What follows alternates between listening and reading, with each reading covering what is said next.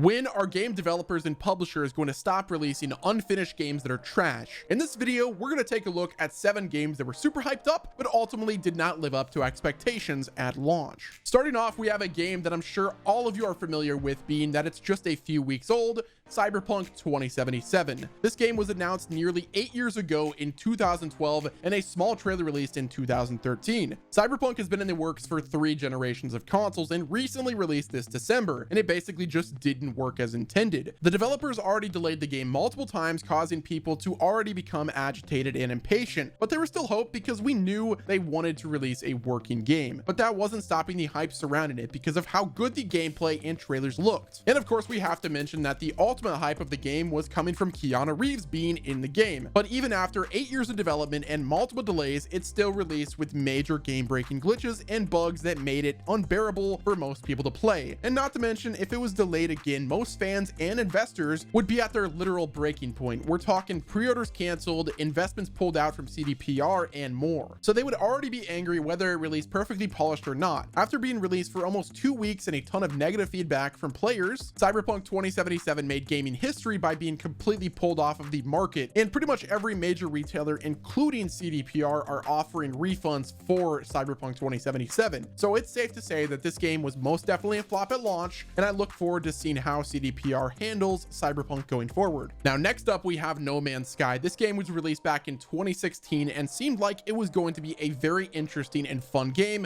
that was advertised for being built around space exploration, trading, survival, and combat in an infinite world. With the game setting being science fiction and being able to travel around space, it was really looking to be an awesome game. But after launching in 2016, reviews started coming in that were not good at all. People and critics were scorning the game for being extremely repetitive and releasing without promised features in the game, including certain multiplayer aspects. But it turns out No Man's Sky ended up being a one-man sky full of glitches and crashes. And if a game launches as bad as this one does, one thing that consumers and players want is some communication from the studio explaining things. And game developer Hello Games, led by Sean Murray, did the exact opposite of that. There was already backlash for the launch of the game, but then the studio was also not communicating at all and put a sour taste in people's mouth. Fortunately, Hello Games did not let this backlash discourage them and rather put them to work even harder. So despite No Man's Sky being a major flop at launch, they continued to release major content updates, which has improved the experience to be not only playable, but most importantly, an enjoyable game, which is why they received an award for the best ongoing game at the 2020 Game Awards. Now let's talk about Days Gone, a PlayStation exclusive that released in early 2019, and I would say that this game was hyped because of the epic trailers at E3 and because everyone loves a good zombie game. I mean, look at the success of Last of Us Part 1. After the E3 gameplay that was shown in 2018 with hundreds of zombies resembling World War Z chasing a guy mowing them down, it seemed that this had potential to be a fun zombie game, and at the heart of it, that's exactly what it was. Simply a decent survival zombie game. What made Days Gone flop was not because it was a bad game, because it really wasn't that bad at all. It flopped because of the time in which it came out. Standards for games were at an all-time high with the release of bangers like Spider-Man PS4 and God of War, with this game being thrown into the mix of it and not really being anything special other than a simple zombie game. Of course, it didn't do well compared to the other AAA games that were released, but it did do good in its own regards. I think if this game was released in the early 2010s, it would have done outstanding, but because of the time in which it was released, it caused Days Gone to flop despite being one of the best-selling digital games of the year on PSN. I really hope that Sony gives Bin Studio another shot and gets to release their next title at a more optimal time where they don't have to compete with other massive PlayStation IPs. Moving right along, we have Fallout 76. Now, the flop of this game was a surprise